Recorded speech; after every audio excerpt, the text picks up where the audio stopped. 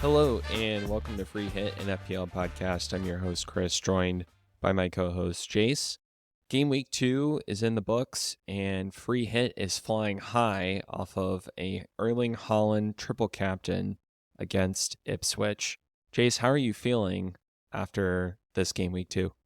If I had to sum it up in one word, I would say relieved, because the gambit paid off, right? The triple captain gambit. I woke up at like 6:30 in the morning or whatever, and I kind of rolled over and I was like, oh, it's too late to change anything, because 6 a.m. was the deadline on our time. So I was like, this is gonna happen, but he pulled it out. 2 was okay, 3 was great. I feel like we're safe, but outside of that, I feel like it was a really good game week overall. The Haaland hat trick on the triple captain was great. Spurs won emphatically. I don't know if that was because Spurs are good or Everton are just that bad. Marco Reus made his debut for the Galaxy, and they won 2-0 off of a goal and an assist. So pretty great football weekend overall. Can't complain. Yeah, totally agree. One question, if you had woken up at 5:30 instead of 6:30, would you have still triple captain Haaland or would you have gotten cold feet? I don't know, to be honest with you. I like to think I would have stayed the course, hold, but who knows, man. I don't know. I didn't set an alarm. I just happened to wake up, so it wasn't like I was trying to like wake up and change anything. But yeah, I don't know, man. I'm glad I didn't, though. Let me tell you that. I'm glad I didn't. Yeah, I think in terms of takeaways, future seasons, even this season, some things that stand out to me. One, it is totally okay to triple captain a player in a single game week. And 2, I think it's really important to be opportunistic with the chips because, frankly, throughout the course of a season, the chips are actually quite difficult to use in a lot of situations. And having somebody like Haaland, home Ipswich, game week 2, healthy, pre-Champions League, etc., I think there's a ton of utility in that versus the risk or the uncertainty that happens throughout the course of a season. Would you agree? I mean, is that kind of what you're taking away from this as well? Yeah, I mean, I agree. It's nice that it felt like we had 2 hands on the steering wheel. Obviously, you can't control anything in this game other than the team you put out each week, right? And I think that's really important for everybody to remember about this game is there's so many things outside of your control, but I felt like I had 2 hands on the wheel, right? Haaland healthy, like you said, pre-Champions League. They don't have another striker to play for him. Foden's not healthy yet, so there was no chance of him being the false 9 or anything like that. So it felt like we were able to kind of make an informed decision early without having any of the additional factors that like you mentioned come into play later on. So I think it's totally viable. I don't understand all of the hate on Twitter from people who didn't do it. Like, I don't get a lot of the FPL accounts. They were like just downright hateful about it. They wasn't even like banter. And I don't understand how you can get so upset over a game when it's A, second week into the game, and B, like FPL's, I know you're playing against other players, but like what I do and you do doesn't affect other players. You know what I mean? Like the only thing you can do is pick your team and put them out each week. It's not like if I trade someone, you can't get them or anything like that. That's kind of the beauty of FPL. So I don't understand like the targeted anger towards people who like did triple captain or even have Haaland, I just thought that was weird behavior.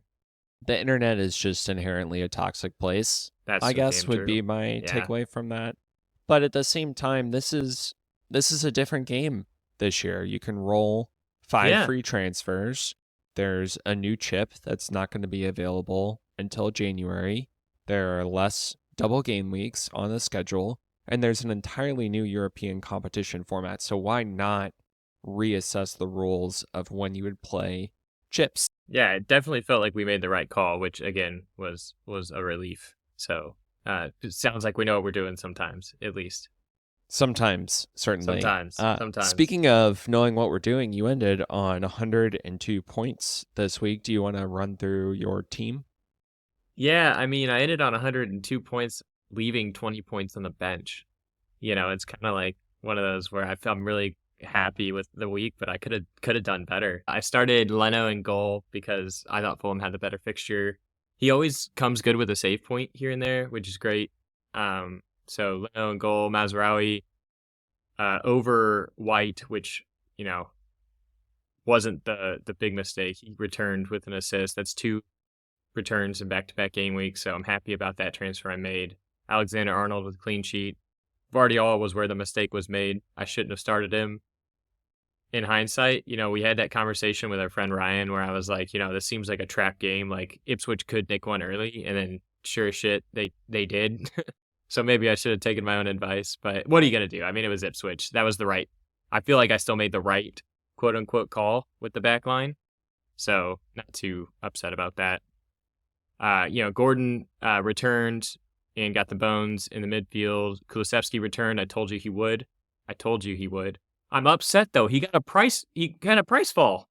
He starts, he returns, and he gets a price fall. What the hell? I don't understand that at all. I was going to ask, do you think that's a result of game week 1, him not starting, or kind of the fixture turn, or just he's so low owned that it's very sensitive? Less than 2%. Less than 2% owned, and he got a price fall. I was like, what the fuck is going on here? But anyways, I think it's mostly due to the fixtures coming up because we've got Newcastle, Arsenal, and some others. That Newcastle early kickoff fixture is like our kryptonite, so I don't expect a lot from this Sunday. But Gibbs White with the return and the bonus points. Jota with the return could have had more. He was dodging points left and right towards the end of that match. He should have had at least 2 goals. I don't know how. Definitely an assist. Havertz blank, Muniz blank, Haaland, of course, triple cap. So, you could have said I could have started Smith Rowe over Muniz, but again, whatever. Yeah, these are all 50-50 calls that you have to make, and I think even the points projection would have favored the guys who started over Smith Rowe. My only kind of comment or question is you've got a 6.0 defender, a 6.5 defender, and a 7.0 defender, but you're not starting each of those 3 guys every week. It's a lot of money to invest in defense and kind of still try and rotate. And I know the Barco to Mazraoui transfer was primarily price driven. You didn't want to take the 0.5 hit earlier in the season, but do you regret that transfer? You talked about before limiting the number of choices that you have to make. Well, if you've got 3 amazing defenders, you could just have 2 4.0s on the bench and essentially ride with those 3 each game week. Yeah, I could. They could invest that money elsewhere, but I still think it was the right call. Aston Villa has been Arsenal's kryptonite at Aston Villa for the last couple of seasons, so I still think it was the right, call to make from all the information that I had available to me. And that game could have gone the other way. Watkins missed that wide open header, right? Had a couple other ones that he duffed right in front of goal. So, this is a whole season of woulda, coulda, shoulda. But I'm not too upset. I like having that second option. I've got ESR and Mazraoui as like my 2 flex players. So when my starting lineup has some tough fixtures, I'm okay with subbing those guys in. But we'll see what happens with here down a couple weeks. I'm not going to make any transfers this week. I'm going to try and hold off next week too, just so I can make those decisions. Maybe I want to invest elsewhere. My problem right now is I don't have any money in the bank, so I'm just going to take more than 1 transfer to get to someone else. So I'm just going to kind of evaluate and keep riding the course. Last 2 weeks have been really good, so no reason to doubt the process quite yet. But there's definitely some different decisions I could have made with the luxury defenders back there. Yeah. Well, it feels good to be front running this year as opposed to chasing like we were last year. Trying to call back rank the whole season. Yeah. I finished on 98 points, so a little bit shy of your total. I think you're, like 68K, and I'm like 170K, which is like 6 points or something at this point. It's really... I was in the top 30K after Saturday, so I was feeling pretty good. And then obviously Cole Palmer kind of ruined it for us, but what are you going to do? Yeah. Neither of us owned Palmer. I started Henderson in goal, Trent, Robinson, and Porro in the back line, all of whom returned. Robinson with an assist, Trent and Porro with clean sheets. In the midfield, Nkunku, Smith Rowe, Eze, and Salah, with Smith Rowe and Salah returning 10 points each. And then the front line of Isak, Muniz, and Haaland with the triple captainship. Isak and Muniz blanking for the second consecutive week, so we'll briefly touch on those guys. I am in the Nkunku boat with, I think, quite a few managers this week. So as we recap the games, I definitely want to talk about potential replacements for him and whether that's worth a transfer for me this week, or I can just bench him for Rodgers, who has Leicester away upcoming this week. Any comments on my team from you? You got a couple midfield points there. Eze and Nkunku being, a real sticker twist scenario. Otherwise, you definitely put the best team out there. You only left 2 points on your bench, and no one on your team scored less than 2 points. So as far as efficiency goes, you're there, which I think you didn't have a problem with that last year either. So I think it's trying to figure out who that midfield replacement is for you. Rodgers was also unlucky. I feel like he bossed the midfield during that Arsenal game for like 75% of that game. So unlucky there. I didn't get to watch the Palace game much, but it didn't look like Eze was too electric, and we know the situation at Chelsea. But all in all, I feel like you said, Robinson returned, Porro another clean sheet. I'm sure you're going to look to get off of him here in the next couple weeks, because I don't know, you've got great bench options for that third defender spot, but I'll be interested to see what you do there. Yeah, did hang on to Barco as well. Got lucky that his price froze prior to him. Sort of like an FPL prisoner's dilemma situation, where if nobody rats, right? Nobody goes to nobody jail. Gets the price deduct. Yeah, so glad to see the community coming together on that front. All right, shall we get into the games from this week? Let's do it. Game 1, we wanted to talk about Man City 4, Ipswich 1. We already talked quite a bit about Erling Haaland and the decision to triple captain him this week.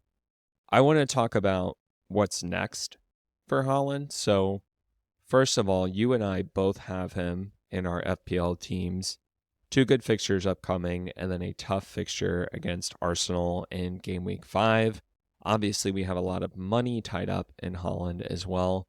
Do you see yourself, now that we've gotten through the Ipswich fixture, working on a move to get him out? Or do you think at this point, with 4 goals in 2 games, he's in your team for the long haul? No, I'm not going to say he's in my team for the long haul. I will say he's probably in my team. He's probably in and out of my team for the long haul. I won't go too long without him, I don't think. I don't think there's like an exit strategy. I think it's after the Brentford fixture, I've got 3 free transfers at that point. I can look to move Haaland down, bring someone back in, and then the next week bring him back in and move someone else down. You know what I mean? You can do a couple interchanges like that. But I don't know that the Arsenal fixture is something you want to be scared of, because it's at home, and it'll be the first real test for both of these teams. Well, maybe the second for Arsenal. This last weekend was actually pretty important for them. So who knows? But with it being at home, I'm less scared of that Arsenal fixture. But there's definitely a point where I'm going to give myself the transfers to send Haaland out and maybe upgrade, and then bring him back in and downgrade. If you were to assign a percentage value, how likely today do you think you are to transfer Haaland out before game week 5? Probably 50-50 right now. There's 2 game weeks, right? So we still have more information to gather, and I definitely don't think we're in the realm of like you got to make these rash decisions because you don't have Haaland and you missed out on those points, because you already missed out on those points. So if people don't have him, I don't know that you gotta hit the wild card early or whatever. I think if you don't have him, you had a pretty good strategy in your head at least on going without him. So I think you need to stay the course there, and kind of stick to your guns. But listen, Liverpool have a really great fixture that week. Tottenham have also a good fixture that week. So you got some options there if you want to go in game week 5. I don't see anything wrong with that, but I do think you got to give yourself a way to bring him back in if you're going to make that call. Game week 6 onward, really game Mm-hmm. week 7 onward, they have another kind of incredible fixture run for Yeah. City, and I think it's going to be tough for me to go without him. I think this is where wildcard 6 becomes interesting Yep. because I think between now and game week 5, a couple good fixtures, but they're away fixtures. Then we've got Arsenal. Pretty easy, I think, to sell Haaland either now or before game week 5, and then wildcard back game week 6 in order to have him for the stretch run. Yep. The questions for me are, how good are the enablers this year, and how good are the other forwards?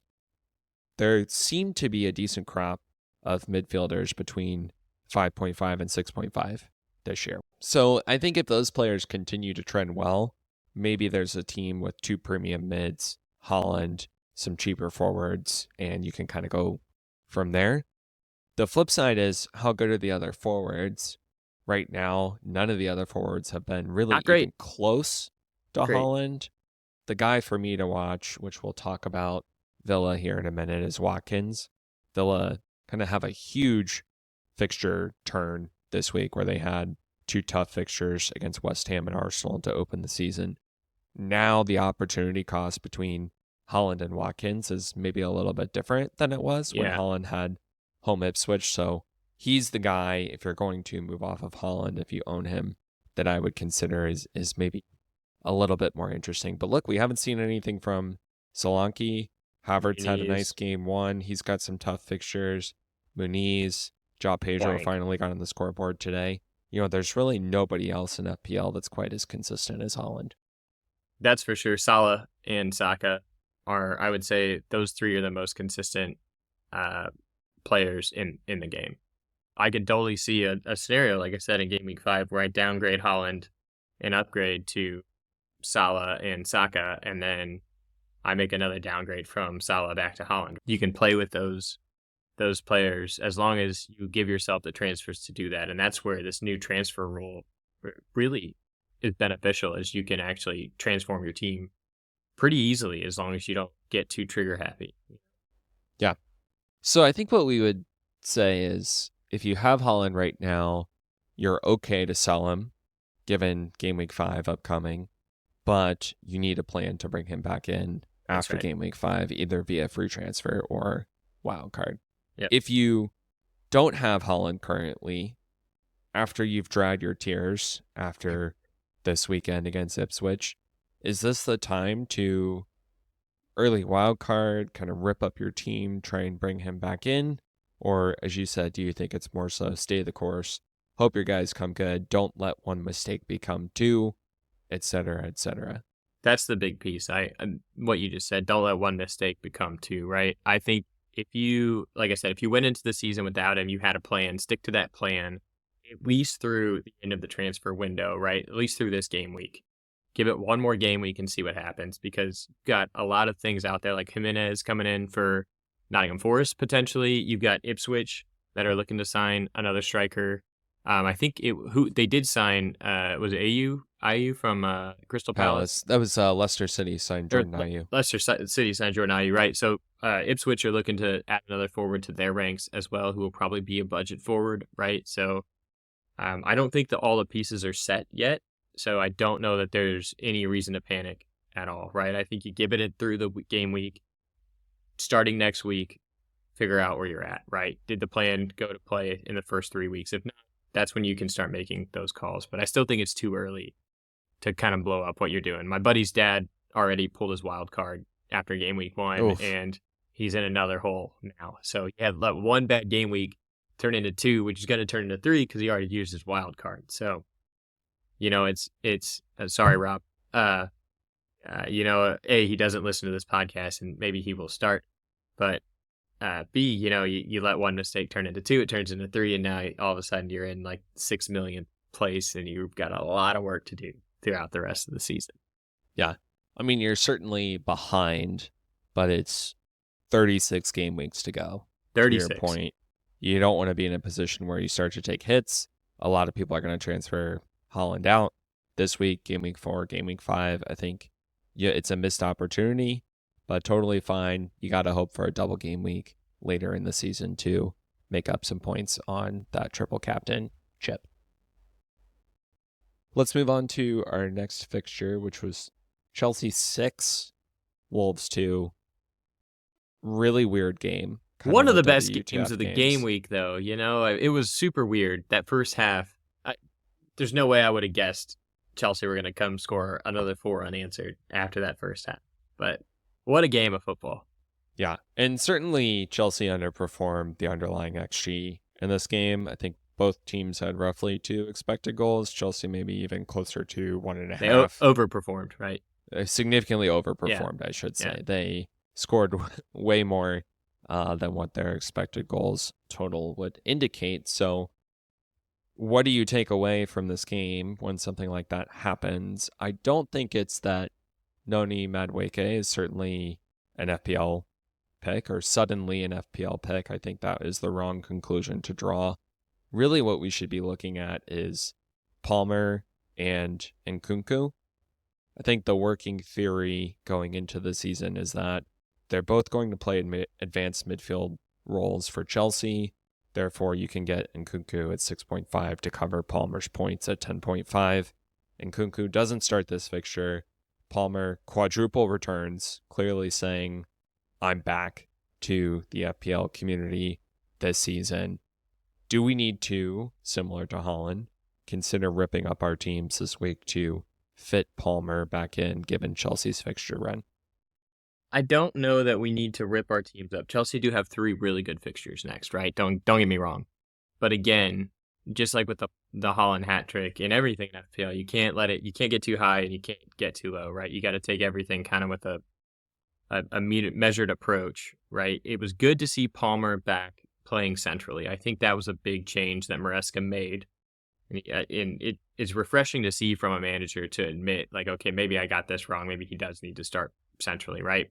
So I think that's a really positive sign for the Chelsea fan base in general, that Palmer playing centrally is better for them.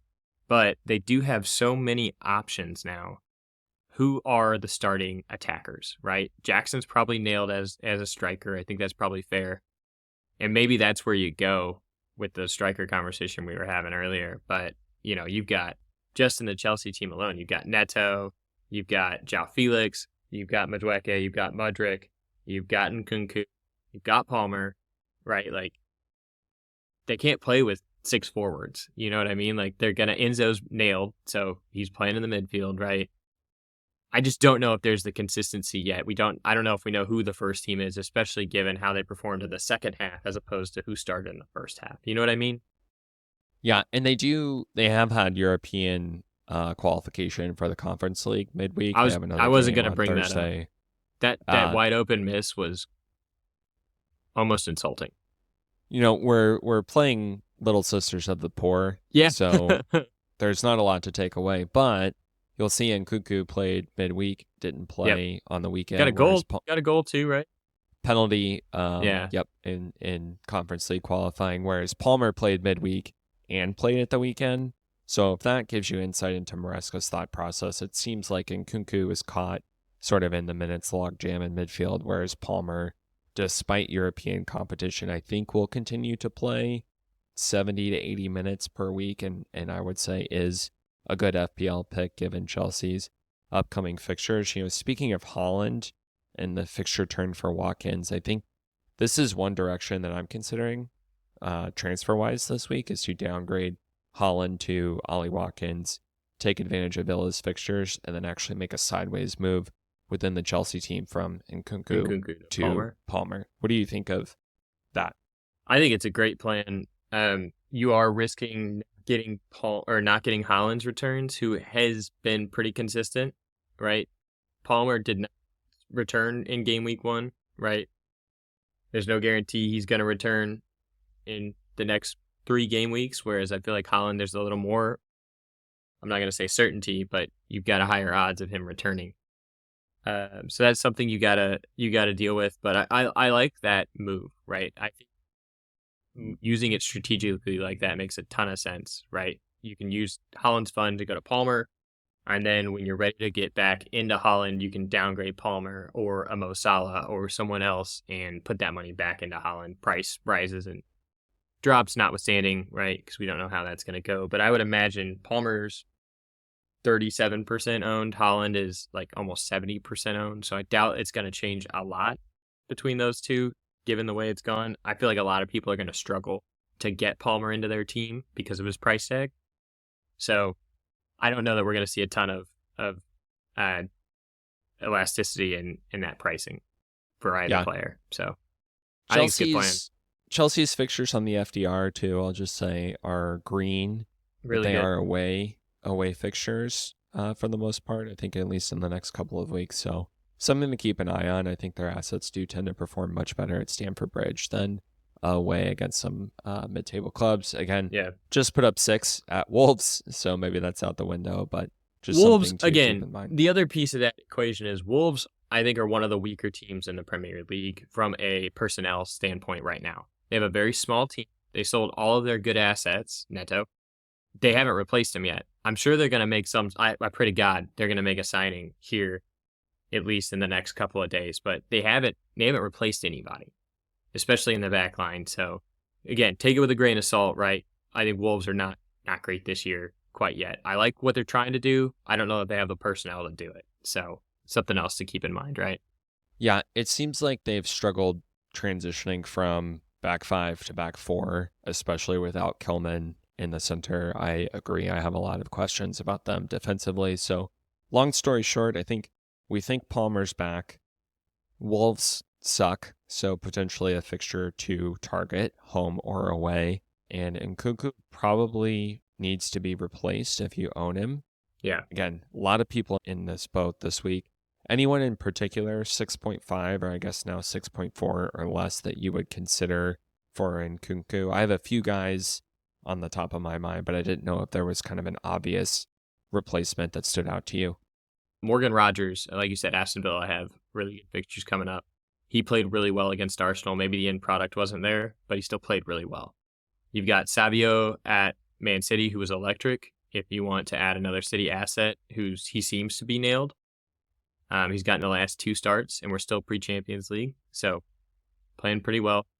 Mente, Mitoma, Semenyo, Neto, again within the Chelsea team, Doku, Morgan Gibbs-White. There's a ton of options there that you can go with. So you're like, the good thing is if you have an Nkunku problem, there are a lot of Nkunku solutions. So it's kind of pick your poison here on how you want to get out of him, but you're a glutton with midfield options right now. Yeah, that's true. I would agree with that. The 6.5 to 5.5 midfield tier is pretty stacked. I think I would personally say Rogers number 1. Rogers. If you don't Okay. have him, is the easiest guy to go to. Maybe Smith Rowe number 2. Morgan Gibbs-White is kind of a distant third to me, only because he's already had his best fixture, which was home Southampton. We'll talk about that in a little bit. Don't quite rate him highly. He does play Wolves at home this week. Just keep that in mind. We just talked about this. We did talk and about if Nottingham Forest signs Santi Jimenez, that really opens up the points avenue for anybody in the attacking side of the Nottingham Forest, because he gets on the end of balls. Yeah, fair enough. I guess if we're just talking about Wolves being understaffed, maybe we should not overlook that fixture for Gibbs-White. I think he's also the most direct price for price comparison of that group. But if it were me, I'd probably just downgrade into Rogers or Smith Rowe if I did not already own those two guys. Speaking of Aston Villa, let's move on to that fixture. Aston Villa blanked at home 2-0 to Arsenal. Villa fixture swings in game week 3. We've already talked about it. They haven't looked great through the first 2 weeks. They did beat West Ham at the London Stadium before losing this game at home. Do you still feel confident in Watkins, Bailey, Rogers, and the defensive assets, or has your opinion on Villa changed since the start of the season, given the blanks for these guys so far? My opinion hasn't necessarily changed, but the output certainly has changed from the Villa side. I was expecting Watkins to at least have 1 return, and he definitely should have in this Arsenal match. I mean, he had the one early in the first half, which was he was point blank in front of the goal and he duffed it. And then he had the second diving header and he hit it right at Raya, which looked like a really good save. I don't want to take anything away from Raya, but to me, that seemingly you could have hit it anywhere else and it would have gone in, right? So, not seeing really a lot from any of these assets that make me want to be like, oh, I have to go get this guy in my team, right? I liked the way Rodgers played. He wasn't afraid to bully anybody on the ball, but in product wise, right? Haven't seen it quite yet. So that's where I'm just kind of like drawing a blank here on which Villa asset I want. Yeah. Martinez, probably not, right? I don't know that I want anyone from the back line. Um, so that's I just don't know who's nailed, right? Who's the one I have to get in my team, right? Price wise, enabling is Rodgers, right? If you want to go to Watkins, I think that totally makes sense as long as he decides he wants to score a goal in these next 3 fixtures. Because if he keeps this up, he's going to get replaced by Durand at the 60-minute mark, and Durand's going to go try and get a goal. Yeah, it was good to see Ollie Watkins. We talked last week about him not having any shots off at 60 minutes. This week he did have 2 big chances, which you just discussed, both of those. He obviously flubbed one. Raya saved the other kind of directly at him, but he was back to, I think, generating high-quality chances, which Yep. was an improvement over game week 1. So I feel pretty good with Ollie Watkins. The guy I think I feel worse about is Bailey. I Yeah. just don't see why Bailey is worth 6.5 and Rodgers is worth 5, especially when you have a couple 4-5 defenders in that third spot, like Konsa over Bailey is kind of the third Aston Villa pick. Makes a lot more sense to me than Bailey, which was, I think, an open question going into the season of, is Bailey a good 6.5 pick? I think he's a good pick, but from a team construction standpoint, I would just much rather have Rodgers in this midfield. Especially with all of the assets we just listed off in the previous section, right? There's so many other options out there that I don't know that Bailey deserves a spot, especially from the Aston Villa side. Agree. Let's move on to Brighton 2, Manchester United 1. 2 games, 2 wins for Brighton under the new manager, and I think more importantly, a consistent starting 11 for the first time in a year plus. Is Brighton just back? And B, João Pedro 5.5, Minta 5.5, Dunk 4.5. There just seem to be a lot of mid-priced to underpriced assets in this team right now. Tough fixture in game week 3, but game week 4, Ipswich at home, I think they're going to be very popular very quickly. What have you seen from them so far? I'm going to try and be kinder to Manchester United because my brothers both called me out on being too rough on them last podcast. So I'm going to try and be a little more unbiased, we'll say. Because this game was typical United, right? It seems under the Ten Hag era, late concession, all that, pretty funny. Even the way that the Garnacho goal was chalked off, like just objectively, like what do you do in that situation? Like it's just so unlucky. I think Brighton have really good value. I think they are quote unquote back in that they're playing attractive football. They have a consistent starting 11, like you mentioned. João Pedro seems to be getting a lot more love from Herzler than he did from De Zerbi. So maybe a little more than we thought going into game week 1. So good to see him get on the scoreboard. It was a pretty easy goal, nothing kind of crazy. They didn't make it too tough on him, but they do have some great assets that you want to target after this Arsenal match. Like I said, after this game week 3, we're going to have a ton more information, right? It's going to be a really good matchup between Brighton and Arsenal, especially given that it's at Arsenal, so we'll get to see kind of how those Brighton assets perform under a really tough game week. So I'm not going to go to them this week, right? But next week, we talked about who we're going to bring in. They have a whole team of enablers. So can I downgrade Haaland to João Pedro and go invest that money into Palmer, right? Or into Salah. Maybe I can downgrade 2 strikers and go. So I think there's a lot of value there and something you want to look at hard. But this game week will show us a lot of what we need to know. Can I Don't ask go you yet. a crazy question, or a question Sure. I didn't think I'd be asking at the beginning of the season? Is Danny Welbeck a pick? I don't know necessarily if he's a pick, right? He seems to be the striker, but he's old, right? So I don't know that you can count on him for the whole season or for 90 minutes a game. If you started with Welbeck, I'd tell you you're a genius because I think that was an okay move. But going to him now, I feel like you're trying to get back some of those points, and they're already gone. So maybe you stick with the younger attacker who did just get a return and he doesn't have a minutes concern right now, like I think Welbeck might. Welbeck always gets it up for his former teams, so that's why, True. you know what I mean? I don't know. I don't know that I'm going to Welbeck, but if you got the medal for it, I think you go for it. Have at it. He did get a price rise to 5.6 from 5.5, so he's a little more expensive than Armstrong.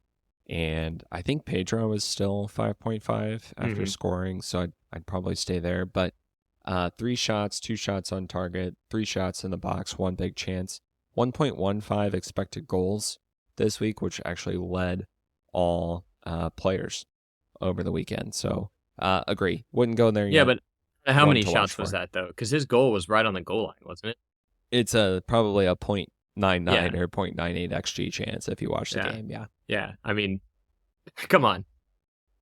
Yeah, I'm interested. I can't believe he got a price rise actually because they're playing Arsenal next. You know what I mean? Like that's kind of surprising to me that people are going there this week and not waiting a week to see what. I Yeah. guess it just Or shows you how going, trigger happy FPL players are. You know? I think too, Welbeck was probably extremely low owned. So Yeah. the price change was much more sensitive than a guy like Joao Pedro, who was Yeah. pretty highly owned in Yeah, that's preseason would fair. be That's my fair. guess. You know, one of our overreactions was is Bruno back and no goal contribution this week. Underlying numbers were probably still there, but again, no end product, and they're at Old Trafford against Liverpool this weekend. You know, if they were going to show us the new United, it would be this weekend, right? Like, I feel like the United Liverpool game, again, both sides can really get it up. We saw what happened at the end of last season in that fixture. United came out on top. So, are you still thinking of looking at Bruno in the midfield now, or is he kind of out of sight, out of mind after this week's performance? I thought he still played great this weekend. 0.8 expected goal involvements, to your point, has not had a return yet this season, but underlying numbers in both games, great. Tough fixture, I think. I'd agree with that, but it's at home for United. If I had him, I would be sticking with him under my existing team structure. I do not think he is kind of there are very few teams where I think he would be a priority transfer out or worth a transfer versus just rolling for me. So I Okay. think I'm still in on him right now. Still in on him. All right, fair enough. Just wanted to get that in there. Next fixture, Crystal Palace 0, West Ham 2. Palace, kind of the darling team at the end of last season. They've now gone and sold Elise. They've sold Anderson. They are winless in IU. 2 matches. IU is heading to Leicester City. Is this team just going backwards? Is this changing your perception of their assets from what we thought? I think a lot of people probably tripled up on them, or at least thought to triple up on them at the beginning of the season. I think we thought their defense would be better than it is, right? Because they didn't really. I mean, Anderson, I guess, sure, but Gahey's still there. He's their captain. And got Munoz, who everybody was high on, and Henderson's a really good keeper. So you think they'd be better at keeping the ball out of the back of the net, and I think that's where I'm more surprised. I think the attacking output's still coming. Eze's that type of player. As long as he stays healthy, he's going to get a return, and he's going to build on that. Mateta's the same, right? Like once they get going, they'll be fine. You got to give Mateta some time because he was with the Olympic team for France, played like 7 or 8 games with them right up until the week before the season started. So he's probably a little tired. But you'd think he should be in at least good enough form to go get a goal here in the next couple of game weeks. So I don't know. Fixture wise, Palace, where do you think we're going to see their first win here in the next 3? I think they got Chelsea away next, as we mentioned. Leicester at home after that, so there's some good opportunity there. But then you got United at home after that. So a couple rough fixtures. Do you bail on Eze now, or do you see it out? Eze As an Eze owner. Eze this week, I think still played great. Hit the woodwork from distance again, so very close to scoring, not only in game week 1, but also in game week 2. 5 shots, 2 shots in the box, 1 big chance, 0.45 XG. Underlying numbers to me still extremely solid. 7 million pretty much anybody that Crystal Palace is going to play at home outside of City, Arsenal, and Liverpool, I think is a completely fine fixture for them. I don't love the fixture away to Chelsea, but I don't think Chelsea is particularly strong defensively right now. Palace could easily score 2 in that game. I agree with you that I think defensively is more the issue. I'm not going to waste a transfer on a goalkeeper, but Henderson to start the season has been a bit of a disappointment. And if I did have Mitchell or Munoz, I think I would have some buyer's remorse about spending $5 million on those guys rather than 5.5 Pedro Porro, who's been awesome to start the season, or a 4-5 rotation option like Anthony Robinson. I don't know that that's worth a transfer at this point. I think they've just been subpar picks, and I think probably wouldn't make it past a game week 6 wild card or until Palace have another great run of fixtures for me. But no issue with Eze. Anybody else don't love and just wouldn't use a transfer to get rid of the keeper if you have him. Yeah, I think that's fair. That's a very fair take. Let's move on to Fulham 2, Leicester City 1. We talked a little bit about Smith Rowe as an Nkunku replacement. Got on the score sheet this week. Bonus points for Smith Rowe as well. Anything else on ESR or Muniz you want to chat about? I thought Muniz actually had a significantly better game this week. I think he had like 7 shots, really should have scored, ton of XG. Was much more the Muniz from last season than the Muniz we saw in game week 1. Yeah, I'm disappointed he didn't get a return as all his other owners are as well. I think my only point of here on Emile Smith Rowe is that he is gonna be like everybody's go-to enabler. You know, he's 20%, 21, 22% owned now. So you can go there, but he's not going to be an enabler for you, or he's not going to be a differential for you.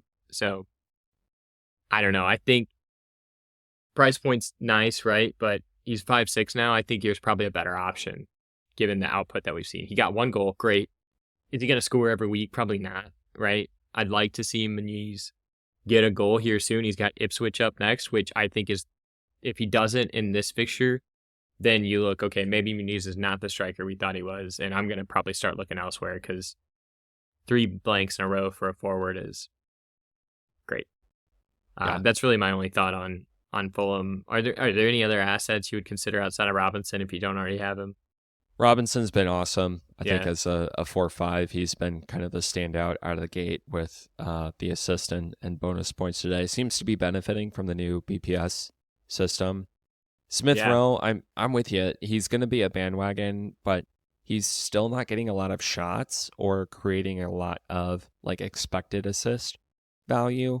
So we might have just seen some variance this week. He had 2 shots, 1 in the box, converted the big chance, looks great on paper. Is that going to continue? Whereas Muniz this week, like I said, 7 shots in the box, extremely unlucky to return. I almost feel after this game week better about Muniz and worse about Smith Rowe, despite the outcome here. And Robinson's just a complete stud. I know I'm not alone in this thought, but I know it feels like everybody wants these cheap Fulham assets to be prime Barcelona, right? We've all seen the memes on Twitter, and it's just, you got to temper your expectations a little bit, right? Like, they're still Fulham, and I'm just not sold that they're going to be putting up the numbers that you want them to every game week. I think they're great in a pinch when you either need a cheap defender like Robinson or a cheaper midfielder. I still think there's so many other options at 5.5 that ESR is not. I wouldn't call him a cheap midfielder, right? I think he's just another one of those great assets that you can pick from. So just maybe temper your expectations with Fulham. I like Leno in goal still. He gets a lot of save points. He's going to get a clean sheet here. Maybe it's next week. Maybe it's the week after. You know it's coming. So I don't mind it. But like you said, no one's going to waste a transfer on a goalkeeper this early. Yeah, agreed. These budget assets we've been talking about, even the Nkunku replacements, like it's all fixtures, right? Fulham started with the fixtures, so their budget assets are attractive. As soon as their fixtures get tougher, next week we probably look at, hey, Brighton, here's, home Ipswich and a bunch of fixtures, right? So it's really about almost the FDR more so than the individual players. Yep. Southampton 0, Forest 1. MGW finally got his goal. Kind of a fluky chance. Header that was cleared off the line back to MGW, who converted into the empty net. It's a shame he doesn't get points for his own assist, you know? Right. As an MGW owner, do you feel better or worse about MGW than you did 2 weeks ago starting the season? I don't feel amazing, but I don't feel bad either. You know, I'm pretty middle of the road right now on him. He got the return, which was great. Getting a jammy return, I think, is a sign of a good player. Sometimes you got to go brute force one. I'd love for Muniz to get a jammy return here in this next fixture. Right. That's like really I said, what we need. Yeah, he's playing Wolves at home next week, or this game week, so I'm going to hold on to him. I'm going to play him. I'm going to start him. I'd really like for Forest to sign a true striker like Jimenez, who's going to help enable more attacking flow, more attacking output, but we'll see what happens in the transfer window. I doubt I'm going to hold on to Gibbs White too much longer for the reasons we just talked about. There are a lot of other options, and you got to play the fixtures here. It's all timing and transfers, right? So I'm going to keep him, play him this week. We'll see what happens next week. Yeah, totally agree. I think he's a hold. He's not a buy. He's not a sell. Still great fixtures. And he was kind of, I think, the high floor 6'5", right? Yeah. Where you knew he was going to get on the field and be involved in the attack, and that's exactly what he's been so far. Next match, Spurs for Everton 0. Last week, we talked a lot of shit about Sonny. No. Come on. Solanke goes down injured. Son plays the 9, and we know FPL, when Son's playing 9, he's an incredible asset. Comes out, scores 2 goals, pretty dominant Spurs win. Were we too down on Son? Does this game change your perception at all? Or this is kind of a one-off, he was playing 9, Solanke's back. No change in terms of your kind of perception here. No change. I mean, look, the 2 goals he scored were pure Son efforts, right? He picked the ball off of Pickford, who just gave him the open goal, right? So that was the first goal. Not a team goal, totally against the run of play. Not really something you're expecting out of Son. The second goal was a pretty well taken shot from the full length field Mickey Van de Ven sprint, which was a traditional Sonny finish, right? That's great. Everton are pretty bad. Their whole back line was decimated. I think they were on like their 4th string right back, right, where Ashley Young would be playing. So just like with the Wolves and Chelsea fixtures, you got to take this one with a grain of salt. I definitely don't know that Son's going to be the top player, top midfielder people are going to go to if they want to spend the money. I doubt you're going to go to Son instead of a Palmer, right? So I don't know. We'll see what happens. If Solanke's back this week, great. He'll definitely be back for the Arsenal fixture after Newcastle, but we've traditionally really struggled against Newcastle at Newcastle early in the morning, and that's exactly what we get on Sunday. So I definitely would not go to a Spurs asset. If I get off anybody this week, it'll be Kulusevski, because I'm that concerned with how that performance is going to be. But it'll be telling. We're going to gain a lot of information from that match from both Newcastle and Spurs. Yeah, fair enough. I think it was, I agree with you. It was kind of like, again, Son number 9, one off against a really bad team. If we could get those guys during that time, then yeah, absolutely. Son was a great pick for last week. I just don't think it made sense given the game week 1 team construction. Doesn't make sense now given Spurs' upcoming fixtures. But, you know, if anything, I think it points to Solanke's potential when he is in the number 9 role. Spurs should be able to steamroll some of the worst teams in the league at home. You know, they still have a talent advantage, and I think Solanke will be a future beneficiary of that system. I'll tell you, I was really impressed with Wilson Odegaard's debut. Yeah, he played straight into really the well. team. Straight into the team, he was dynamic. He gave us a different look, like Ange said, than our normal wingers. He wanted to make stuff happen. I think he could be a potential look here down the road as once he cements himself into the team and we start seeing some end product. I mean, he looked great. He's affordable, so something to look out for there. Just maybe keep on the sheet for future reference. Let's move on to next match. Bournemouth 1, Newcastle 1. I wanted to talk again about Semenyo because he had an absolutely monster game. 90 minutes, 7 shots, 5 shots in the box. Pretty low XG, 0.27 for the amount of shots that he took, so a little bit kind of weird angles, but I thought impressive that he's on the ball so much. That's his game, though. That's how he Yeah, scored all his goals last season, too, was from those seemingly impossible angles, but they were just absolute bullets every time. He yeah. was like that for Bristol City, too. That's just how he is. Not only that, but with Evan Nielsen, the new Brazilian Yeah. strikers for We saw the Bournemouth coming Brazilian on into the Brazilian team. violence in the midfield. I Yes, saw it. Yeah. yes. Semenyo is kind of back to a wingery type Yeah. role, and in this game, from a creativity standpoint, also had 3 key passes, 2 big chances created, and an expected assist total of 1.23. So his overall output, that many shots on the box, that many key passes and chances created, that was a really impressive second game. And we talked about Minta being the 5-5 leader in the clubhouse. It's all going to be fixtures with these I guys, was but going to say, you look at the it's next fixtures for Bournemouth, right? You've got Everton away, which is fine. I expect Everton to put up a fight, though, given their last 2 matches. But then you've agreed. got Chelsea and Liverpool. Chelsea home, Liverpool away. So I don't know that you're jumping on the Bournemouth train just yet. But like you said, it's all going to be fixture related. So we'll Yeah. see. Anything on the Newcastle side? This Yeah, is second blank in a row for Isak. Gordon finally the got on the defense. board. Defense is We talked bad. about this last week, right? Newcastle's defense back? And my answer was no, I don't think so. And I think they kind of showed that a little bit here. Like I said, it's still early, so you don't want to brand them as anything. But I didn't see a lot from the back line. I mean, even when they gave up that goal, unlucky to not get that. I don't understand how the goal was disallowed because it came off this part of the arm, which is not even. You look at the diagram; it's part of the hand, called a handball, and how our guy didn't get a red for choke slamming the keeper. There's just a lot, Callum Wilson. There's a lot of like flags there where I was like, oh, this could have gone like a totally different way. Newcastle were lucky that it ended 1-1, right? And they were lucky they ended the game with 11 men. So I'm a little hesitant on the Newcastle assets, especially the defense. But with Spurs coming up, I still think it's fine for Isak. He's even a captaincy candidate, I think, this week, going against Tottenham. I'm also concerned about Gordon. Anthony Gordon, I watched the game, the first half. He didn't look like he wanted to get involved in anything, in my opinion.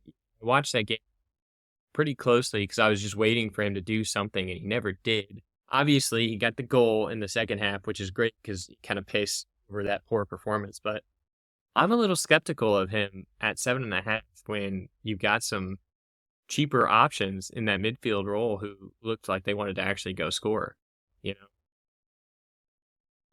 Yeah, I agree with you on the defense. It's hard to get away from Newcastle. And I think this is, again, when you're talking about game week 6 wild card. So home Spurs this week, I think still a good attacking fixture. Yeah. Away Wolves in game week 4. We saw what Chelsea just did there.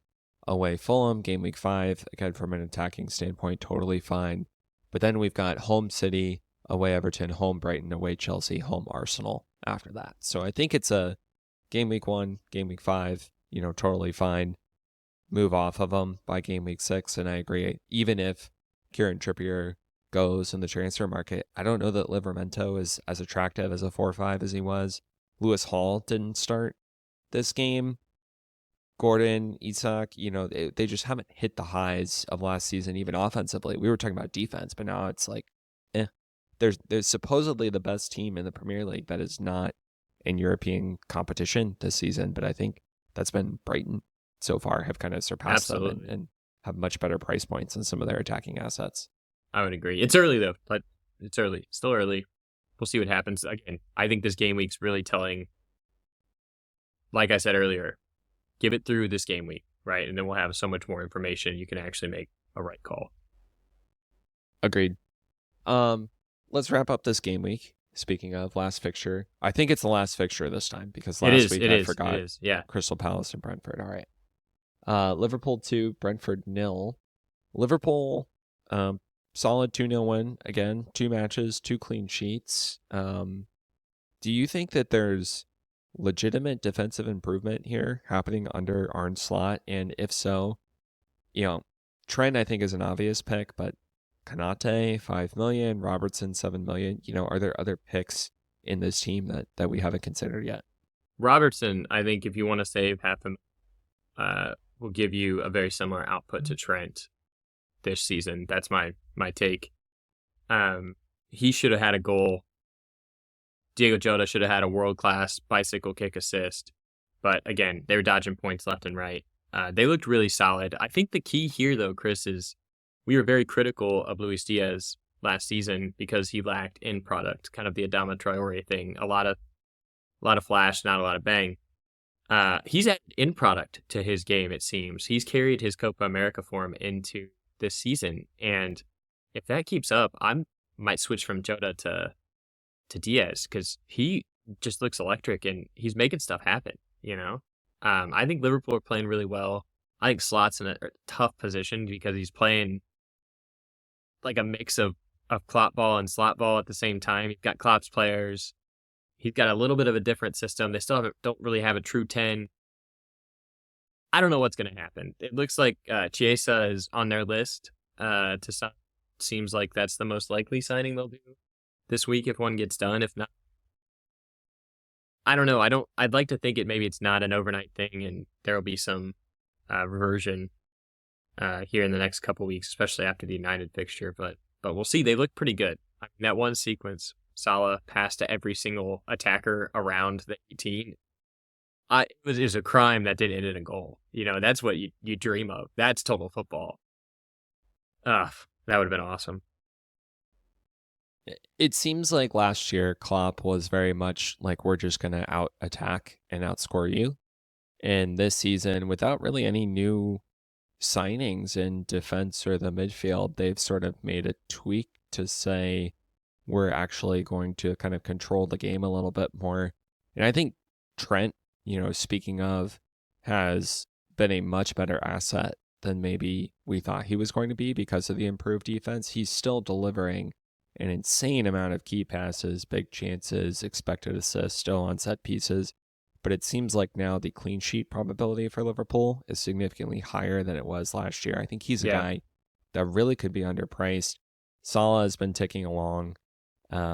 Jota, I think, is a great pick. Diaz is a great pick. They're one of the few teams in the league right now that I think have more than 3 great picks, and you almost have to figure out how to rank them. And I think Jota, even if you can create the money, is a decent replacement for Nkunku if you can't get all the way to Palmer. Same with Diaz. I think I'd prefer Jota at this point, but certainly in there. All right, that's all of the fixtures from this last week. Let's look forward quickly to game week 3. Ladies and gentlemen, this is your captain speaking. Any transfers under consideration for you this week? Or are you pretty much set on rolling if you can? I'm pretty much set on rolling. None this week for me. I think I'll stay the course unless someone catches my... you brought up some really good points about the fixtures, so I'll definitely look at those and see where I want to go. But I don't have any money in the bank. Kulusevski took that price fall, and he's been one of the players that I was looked to. So I'm a little stuck there, which likely means I need one more transfer, so that I'm just going to roll. What about you, though? What are you thinking you're going to do? You got a couple more midfield problems than I do, I think. Yeah, I think I'm either going to roll and bench Nkunku and start Smith Rowe and Rogers. Rogers has Leicester away. Smith Rowe has Ipswich away. Both of those, I think, are totally fine guys to start this week. Or, as mentioned, downgrade Haaland to Watkins, upgrade Nkunku to Palmer. Hope that I can cover Haaland's points with Watkins, given that Watkins has the better fixture run, at least until game week 7-ish.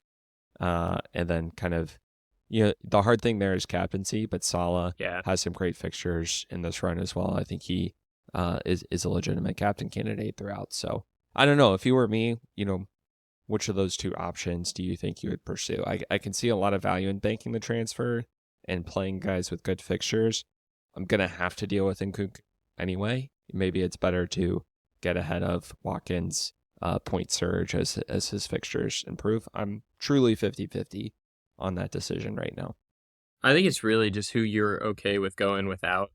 I still think you stay the course through this game week and see what happens. Because what happens if Nkunku starts and plays the whole game and gets a return, right? Then you're having a whole other conversation with yourself where you're kicking yourself. You're like, well, I transferred him or I benched him, right? That's always what happens, right? Is you bench him and he returns, or you sell him and he returns. I still think you give it a week. Captaincy candidate, Palmer home to Palace. If you went that route, I think is a really great captaincy pick. I doubt he's going to have 3 returns again, but I don't know that you're missing out on Haaland at West Ham with Palmer home to Palace. I mean, Salah again at United away. Don't know if I'd captain him, but he's probably going to get a return because he's Mo Salah. I kind of like Isak at Spurs. I don't have him, but Newcastle have had our number the last 2 seasons, and he's had goals, I think, in both of those games. Who didn't have a goal against us 2 seasons ago in that match? I think they put 8 in on us. So something to consider there. I'm probably going to captain Haaland at West Ham, and because I'm not rolling my transfer. But I think if you do, Palmer home to Palace is a pretty good captaincy pick. We know that's who Ryan's going to captain. Top guys from an expected point standpoint: Erling Haaland 6.9, Cole Palmer 6.9, Saka 6.7, Salah 6.1, Bumo 6.0, Isak 5.8. I'm out on. We talked about it a little bit last week. I was not impressed with the way he performed this week. I was pretty upset with how he carried himself. So he's off my radar for now. Yeah, home Southampton for Bumo this week. I think that's really the kind of major attraction there.